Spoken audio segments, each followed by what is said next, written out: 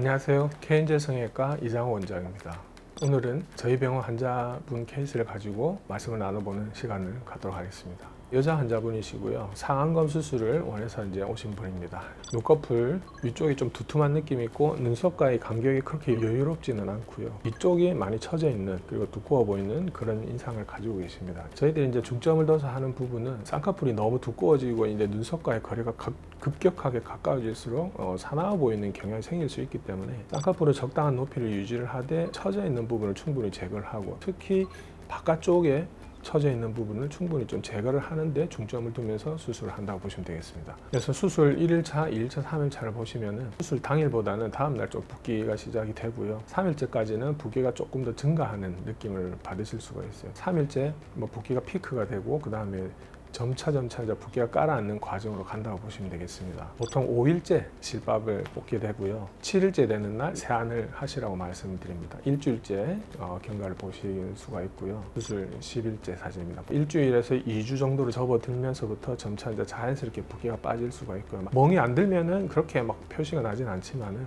멍이 들게 되면 보통 한 3주차, 4주차까지는 멍이 조금 있을 수가 있고, 물론 붓기도 3, 4주차까지는 조금 있을 수가 있습니다. 쌍꺼풀 라인 밑으로든 위로든 전반적인 붓기가 좀 있을 수가 있어요. 한 달 정도 지나게 되면은 큰 붓기는 깔아앉고 잔붓기 정도가 있는 느낌이라 보시면 될 것 같고요. 지금도 보시다시피 뒤쪽에 처져 있는 부분을 충분히 제거를 하기 위해서 라인을 조금 더 최대한 좀 길게 뺄 수 있는 만큼 디자인을 해서 라인을 최대한 좀 길어 보이게끔, 골격의 크기에 따라서 길이가 어느 정도 결정이 됩니다. 그렇다 하더라도 최대한 바깥쪽 뼈 인근까지 처져 있는 피부를 좀 제거를 해줌으로써 급격하게 라인이 떨어지거나 붙지 않고 최대한 길어 보이는 듯한 눈매를 만들기 위해서 디자인을 한다 보시면 될 것 같아요. 2달쯤 사진이고요. 이분 같은 경우는 멍이 없었기 때문에 붓기가 어느 정도 빠지는 그런 느낌만 보실 수가 있을 거고, 점차 이제 자연스러워지고 더 이렇게 젊어 보이는 효과가 나타나는 걸 보실 수가 있습니다. 수술을 할 때 상처가 성숙되는 기간을 보통 6개월 정도로 말씀을 드리는데, 그 기간 동안에는 만졌을 때 느낌이라든지 이런 것들 좀 차이가 날 수가 있고, 몽우리 같은 게 잡힌다거나 찌릿찌릿 쪼이고 땡기거나 하는 느낌은 들 수는 있어요. 사진으로는 표현이 안 되겠지만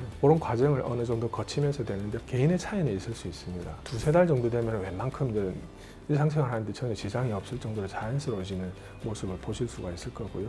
이제 8개월째 사진이라 보시면 되겠습니다. 수술하기 전에 사진과를 비교를 해보게 되면은 눈두덩이 위에 이제 불룩하게 보이고 뭔가 바깥쪽에 처져 있던 이 두꺼운 살들이 제거가 되면서 인상이 막 사납게 보이는 변화가 된다든지 그렇지가 않고, 직선적인 눈에서 이제 둥근 곡선의 눈으로 바뀌면서 인상이 오히려 좀 더 부드러워지는 느낌을 받으실 수 있을 거예요. 상안검 수술을 하면은 인상이 막 사나워진다, 어색해진다 이렇게 단순히 생각하시는 분들이 있는데 꼭 그렇지는 않기 때문에 디자인을 어떻게 하고 그 눈에 따라서 얼마만큼 효과를 볼 수 있는지 사전에 이제 충분히 상담을 하면서 진행을 하게 되면은 본인이 원하는 효과에 아주 가까운 결과물이 나오지 않을까 그런 생각이 듭니다. 이번에 이제 상안검 케이스를 보시면서 인상이 이제 안 좋은 쪽으로 바뀐다거나 하는 그런 걱정에 대해서 해소시킬 수 있는 부분이 아니었을까 생각이 듭니다. 그래서 상안검에 대해서 고민을 하시거나 하시는 분들은 저희 병원에 오셔가지고 충분한 상담과 함께 결정을 하시면은 아마 도움이 될 거라고 봅니다. 감사합니다.